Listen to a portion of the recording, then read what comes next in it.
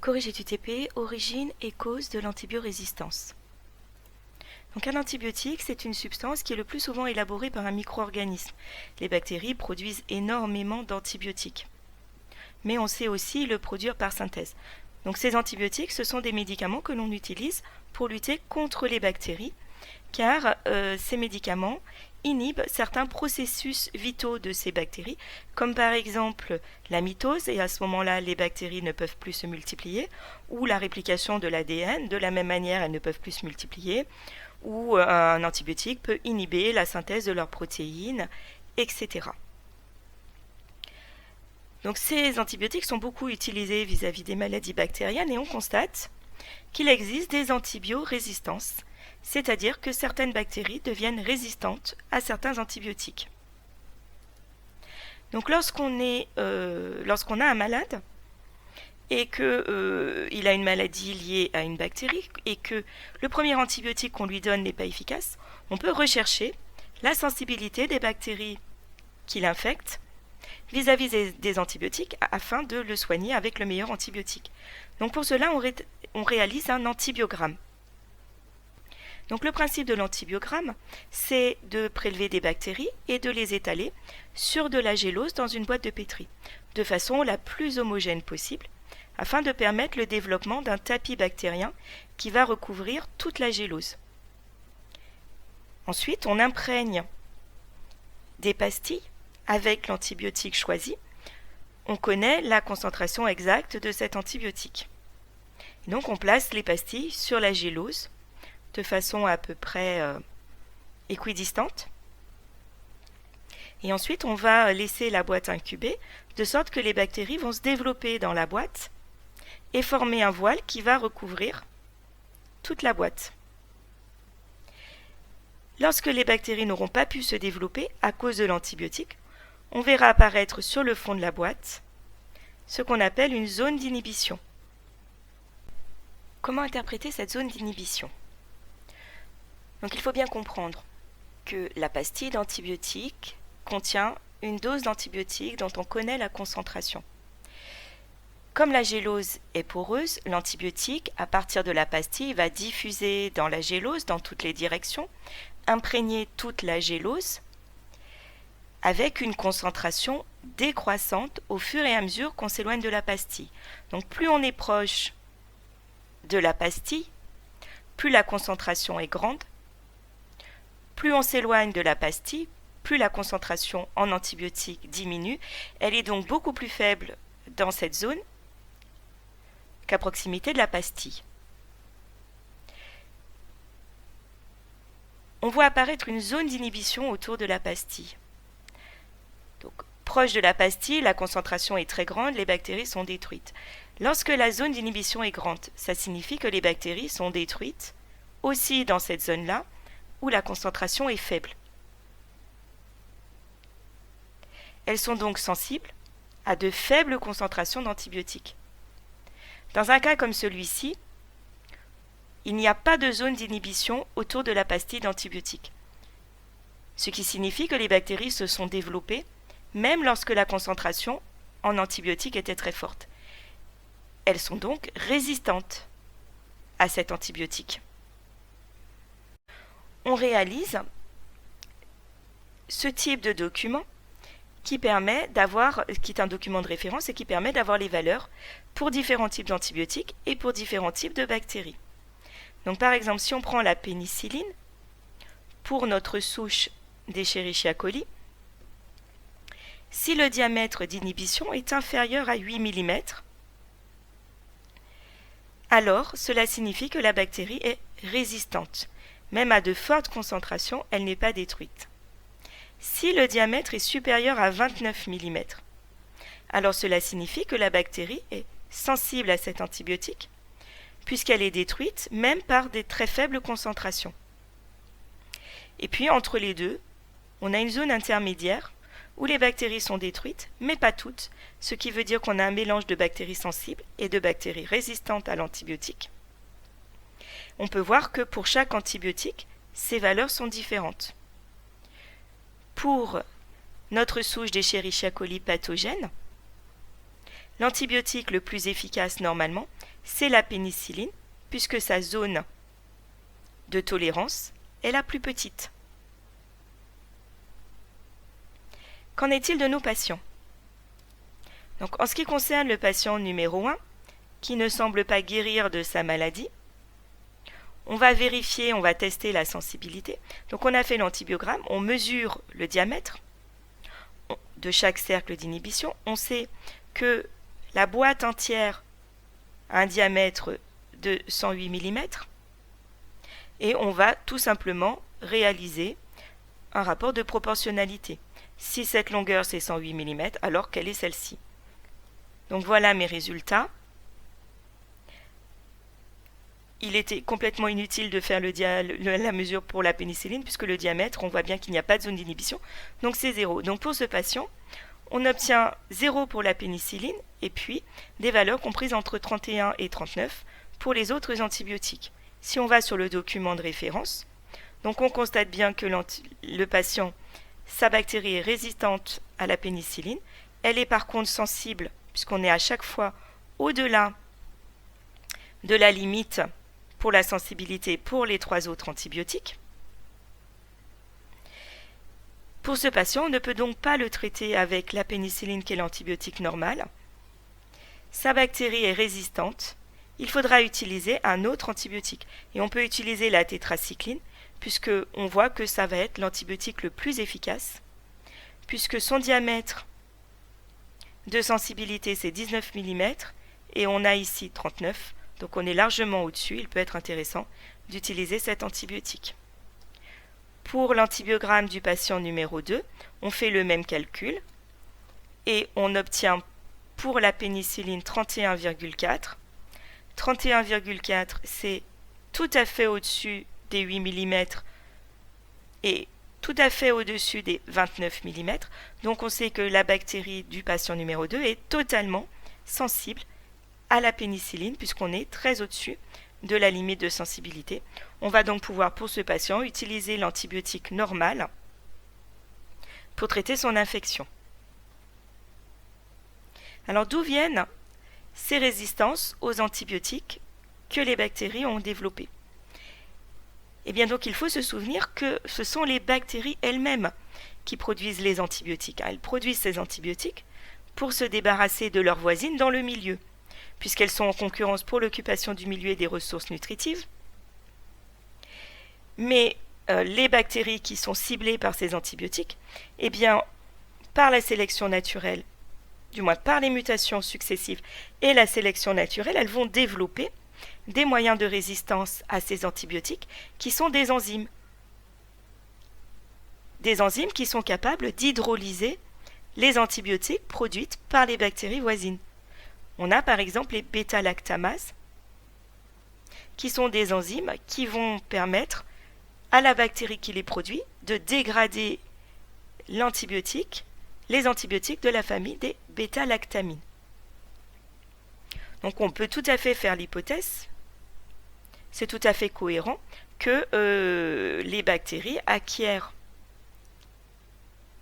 ces enzymes de résistance par des mutations de leur ADN qui se traduit par une modification de leur phénotype moléculaire, c'est-à-dire des enzymes.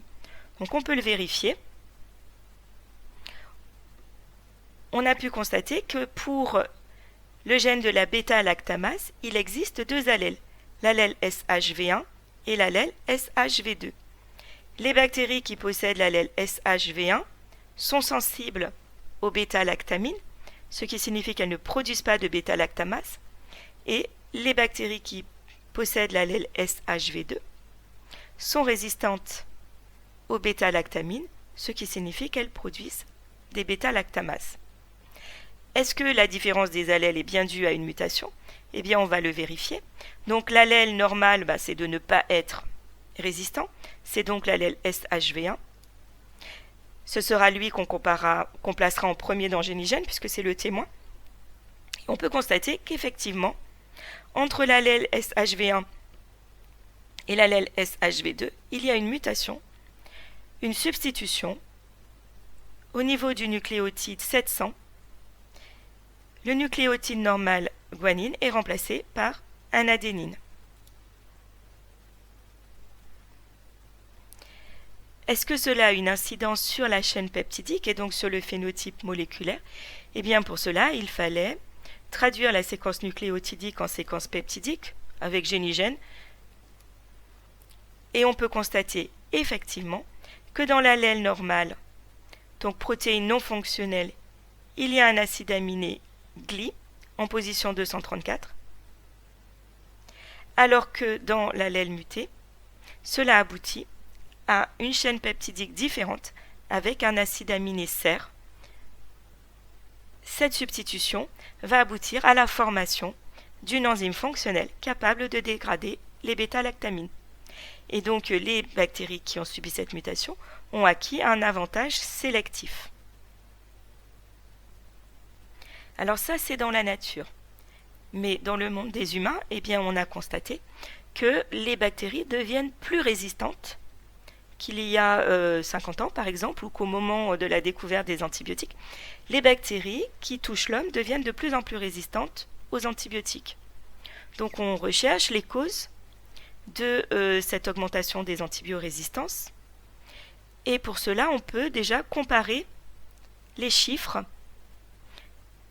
au niveau soit de l'utilisation des antibiotiques, soit au niveau des souches résistantes aux antibiotiques grâce à un site du ministère de la Santé, le site Géodès. Donc on peut tirer des cartes. Cette carte représente le taux d'incidence, c'est-à-dire le nombre de prélèvements où l'on a trouvé des bactéries résistantes aux antibiotiques. Donc on s'intéresse à Escherichia coli, BLSE, c'est-à-dire Escherichia coli, qui est productrice de bêta-lactamase. On peut constater qu'en France, il y a des zones où les bactéries sont plus souvent résistantes. Elles apparaissent en bleu foncé. Ici, la carte représente les prélèvements dans le milieu hospitalier.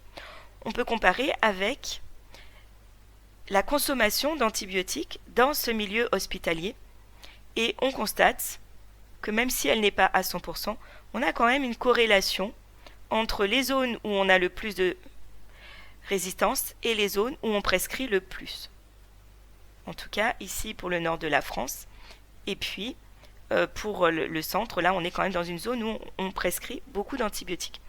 Donc, on peut faire une hypothèse d'une relation entre la prescription des antibiotiques et l'apparition des résistances.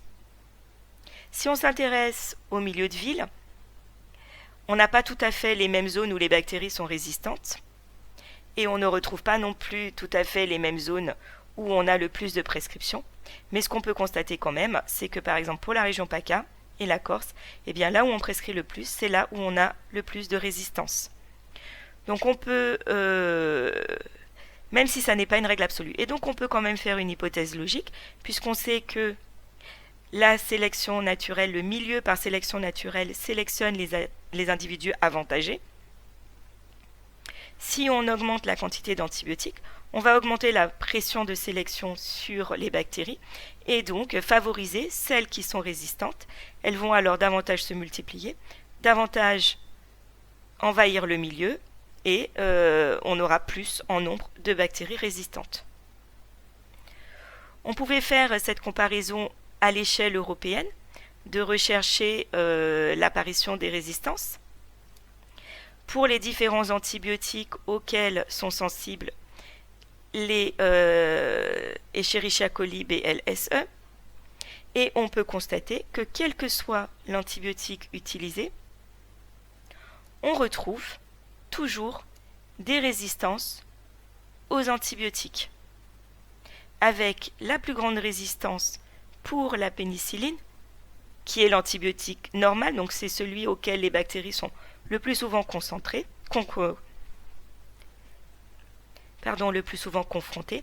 Et puis on voit qu'ici, par exemple pour les carbapénèmes, eh bien la résistance est beaucoup plus faible.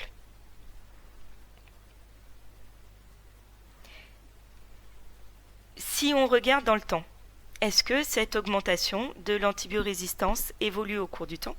Eh bien, il était possible avec le site d'éditer des cartes pour 2019 et d'éditer des cartes pour 2001. Et ce qu'on peut constater, c'est que pour les résistances à la pénicilline, eh bien effectivement on a quand même un changement de couleur. On était dans le rouge, ce qui était déjà beaucoup, et maintenant on est passé dans le rouge très foncé pour beaucoup de pays. Et le plus problématique, c'est que si l'on regarde le pourcentage de résistance multiple, c'est-à-dire des Escherichia coli qui vont être résistantes à tous les antibiotiques qui normalement les détruisent.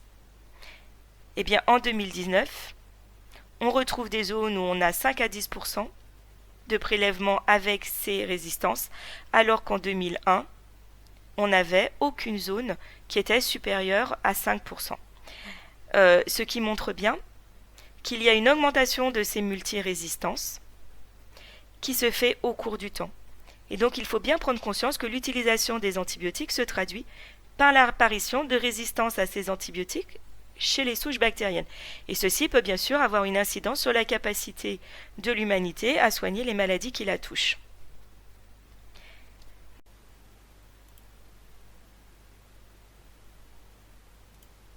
Il s'agissait, dans la dernière partie du TP, d'utiliser du modèle pour construire une modélisation de l'évolution d'une antibiorésistance. Alors tout d'abord, il fallait modifier les paramètres de façon à passer à 50 cases par 50 et puis créer les différents agents ainsi qu'il était demandé. Donc la bactérie sensible, l'antibiotique et puis les règles, l'injection et la reproduction des bactéries sensibles. Donc 10 bactéries sensibles au démarrage, donc 100 antibiotiques au démarrage. Et donc pour les règles, on clique sur ajouter une règle. Donc les bactéries se multiplient, donc elles se reproduisent. Donc elles peuvent se reproduire dès le deuxième tour avec une probabilité de 10% de réussite. Et donc les réactifs, eh bien, c'est bactéries sensibles qui, en se multipliant, donnent 2 bactéries sensibles. Et on vous demandait de rajouter une règle qui était l'injection de l'antibiotique, car sans que je puisse me l'expliquer, les antibiotiques disparaissent du plateau, il faut donc en rajouter de façon à ce que l'antibiotique reste toujours égal à 100.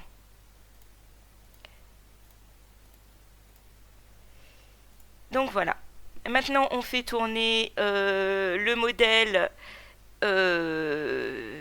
Si on fait tourner le modèle comme ceci, eh bien on n'obtiendra rien du tout, puisque il nous manque un certain nombre de règles. Par exemple, on peut constater que l'antibiotique est censé agir sur les bactéries, mais on n'a pas de règle pour l'action de l'antibiotique. Il faudra donc rajouter une règle action de l'antibiotique. Mais le but du TP est de modéliser les résistances. On a vu précédemment que les résistances apparaissent liées à des mutations, il faudra donc créer une règle de mutation. Et puisque les bactéries sensibles mutées deviennent résistantes, il nous faudra créer un agent bactérie résistante. Donc on va tout de suite faire cet agent bactérie résistante. Donc j'ai choisi une modélisation identique, un disque avec une couleur bien différente, et je reprends les mêmes paramètres que pour la bactérie sensible, puisque la seule différence entre les deux bactéries est une mutation dans l'ADN. Et bien sûr, aucun agent au démarrage, puisque les bactéries sensibles vont devenir résistantes. C'est justement maintenant ce que je vais faire. L'apparition de bactéries résistantes. Pour que ces bactéries résistantes apparaissent, il faut qu'apparaissent des mutations. Donc je rajoute une règle de mutation. Donc cette règle de mutation, c'est une rencontre entre deux agents, puisque une bactérie sensible va devenir une bactérie résistante. Donc ça ne peut pas se faire tout de suite. Les mutations ont besoin qu'il se produise d'abord quelques multiplications, donc je choisis un âge de 2. Et ma probabilité de réaction, eh bien, je vais prendre une probabilité faible, puisque les mutations ne se produisent pas toujours, et en plus ne se produisent pas toujours dans un gène qui permettrait d'obtenir une résistance. Donc voilà, j'ai choisi 10%, on verra si ça fonctionne. Donc je peux déjà faire tourner mon modèle. Non, sauf que je n'ai pas mis d'action de l'antibiotique, donc ça ne va pas fonctionner. Donc je vais rajouter une règle, action de l'antibiotique. Donc dans ce cas, je vais prendre une probabilité de 100%, puisque les antibiotiques sont censés détruire les bactéries sensibles. Et ma réaction va donc être qu'une bactérie sensible qui rencontre un antibiotique disparaît et il ne reste que l'antibiotique. Voilà. Donc maintenant, je vais pouvoir faire tourner mon modèle et voir si j'ai choisi les bons paramètres. Alors très rapidement, j'ai des bactéries résistantes qui apparaissent. Mais je n'ai pas précisé que ces bactéries résistantes étaient résistantes à l'antibiotique, puisque je n'ai pas de règle pour ça. Et globalement, surtout, je voulais d'abord vérifier si les paramètres étaient bons. Donc je vais suspendre, pas supprimer, je vais suspendre la règle de la mutation. Et je vais voir si mon nombre de bactéries sensibles au départ et d'antibiotiques est bien choisi. Donc je réinitialise.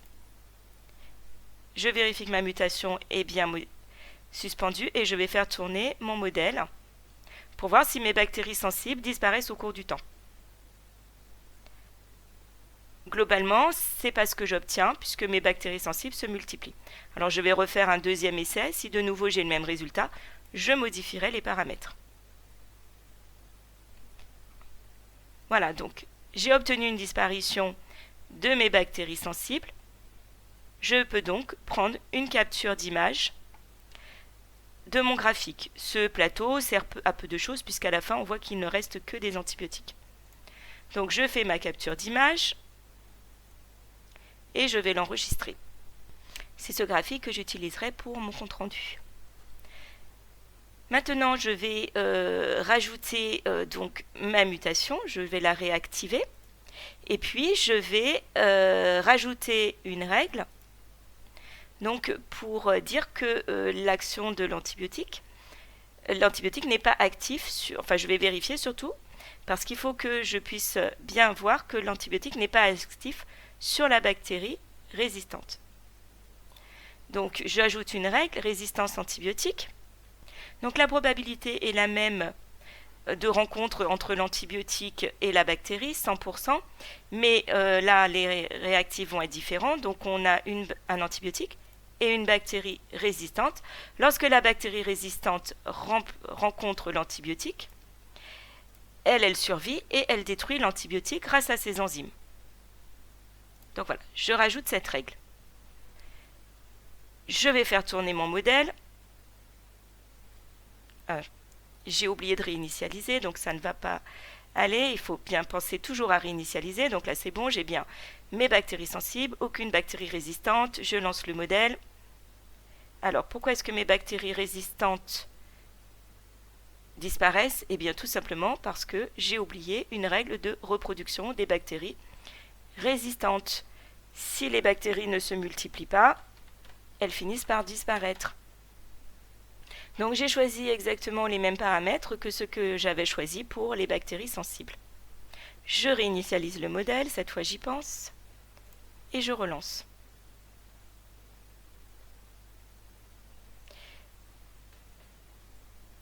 Et je mets bien en évidence, inutile de faire tourner plus longtemps que pour le modèle précédent, je mets bien en évidence que les bactéries sensibles disparaissent. Les bactéries résistantes se multiplient car l'antibiotique est inefficace.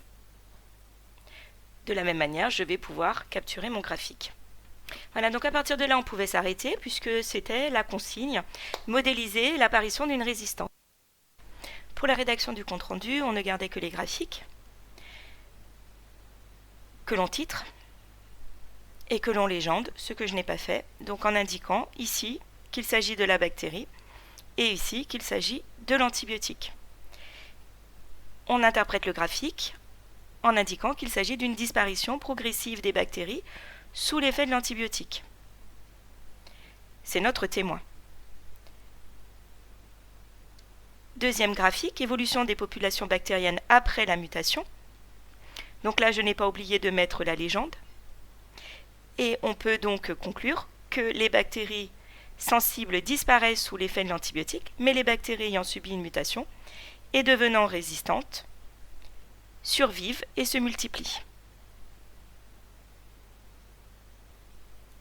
Donc même si le travail était sur le principe terminé, suite à mes échanges avec Calista qui avait d'excellentes idées, j'ai décidé d'essayer de complexifier le modèle afin de mettre en œuvre ces idées. En effet, Calista voulait tester 2 antibiotiques, c'est-à-dire d'ajouter un nouvel antibiotique auquel les bactéries devenues résistantes seraient sensibles, puis une mutation qui rendrait ces bactéries doublement résistantes à 2 antibiotiques. Donc j'ai trouvé que c'était une très bonne idée et j'ai essayé de mettre en œuvre cette très bonne idée. J'ai donc créé 2 nouveaux agents, l'antibiotique numéro 2 et une bactérie multirésistante. Donc pour ces agents, j'ai choisi exactement les mêmes choses que pour les agents précédents. Ça a été un petit peu plus complexe sur les règles, puisqu'il a fallu que j'ajoute l'injection de l'antibiotique numéro 2, comme précédemment, l'action de l'antibiotique numéro 2. Alors j'ai choisi de nouveau exactement le même protocole. Une bactérie résistante face à un antibiotique numéro 2 est détruite. Il ne reste plus de bactéries résistantes.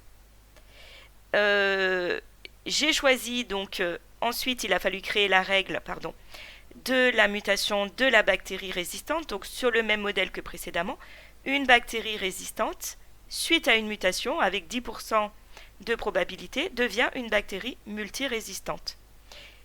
Une règle de reproduction pour cette bactérie multirésistante, puisqu'il faut qu'elle se multiplie, et une règle de résistance aux antibiotiques, comme précédemment, une bactérie multirésistante, lorsqu'elle rencontre l'antibiotique 2, elle détruit cet antibiotique, il ne reste que la bactérie multirésistante. Donc vous voyez que c'était vraiment compliqué, parce qu'il a fallu penser à ajouter toutes ces règles. Donc au départ, les règles nouvelles, je les suspends, de façon à ce qu'elles n'apparaissent pas dans le modèle, et je les rajouterai peu à peu. Donc je fais tourner le modèle. Dès que les bactéries résistantes apparaissent, je vais introduire l'antibiotique numéro 2. C'est là toute la difficulté, c'est que cet antibiotique numéro 2, il faut l'ajouter un par un, en cliquant. Donc après plusieurs essais, j'ai vu qu'il fallait en mettre 300, donc il faut cliquer 300 fois. Donc une fois que j'ai mes 300 antibiotiques, je vais réactiver les règles que j'avais suspendues, de façon à avoir toujours 300 antibiotiques, que l'antibiotique 2 soit efficace, que les bactéries résistantes puissent muter, se reproduire. J'avais mis en pause, je relance le modèle. Et là, on voit qu'il ne reste plus aucune bactérie ni sensible ni résistante. Et par contre, à la suite de la mutation, apparaissent des bactéries multirésistantes qui envahissent tout le plateau, puisqu'il n'y a plus de bactéries sensibles ni résistantes, et que ces bactéries multirésistantes ne sont sensibles à aucun antibiotique. Donc globalement, l'idée de Calista était super et elle était modélisable, avec un petit peu de peine quand même, parce qu'il a fallu que je comprenne que pour introduire l'agent, il fallait que ce soit un clic par un clic. Et j'ai fait plusieurs essais, parce que mettre 100 antibiotiques numéro 2, ou même 200, voire 250, ça ne suffisait toujours pas. Il fallait vraiment en rajouter 300 pour voir une diminution des bactéries résistantes. J'ai donc pu terminer mon compte-rendu en mettant une légende et un titre à mon graphique et en l'interprétant. Donc les bactéries sensibles disparaissent avec le premier antibiotique. Les bactéries résistantes à ce premier antibiotique se multiplient. Lorsqu'on rajoute un deuxième antibiotique, les bactéries résistantes à l'antibiotique numéro 1 vont être détruites, mais apparaissent par mutation des bactéries multirésistantes qui vont résister à l'antibiotique numéro 1, elles résistaient déjà, et à l'antibiotique numéro 2. Elles ont donc 2 allèles mutés et produisent donc 2 types d'enzymes. Voilà, donc le TP est terminé. On a bien compris que les bactéries sont capables, par mutation, de produire des enzymes qui permettent de détruire les antibiotiques qui sont dirigés contre elles, Elles deviennent alors multirésistantes, elles résistent à ces antibiotiques et peuvent se multiplier, ce qui peut poser un problème en santé publique, puisque ces résistances vont rendre les médicaments inefficaces.